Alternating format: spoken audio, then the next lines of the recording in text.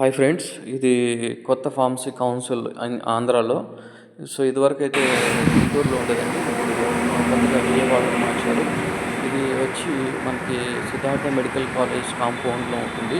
Same ఒకటే కాంపౌండ్లో ఉంటుందండి. సో కన్ఫ్యూజ్ అవ్వాల్సిన అవసరం లేదు. హాస్పిటల్ దాటుకున్న తర్వాత ఇది వస్తుంది అనమాట, సిద్ధార్థ మెడికల్ హాస్పిటల్.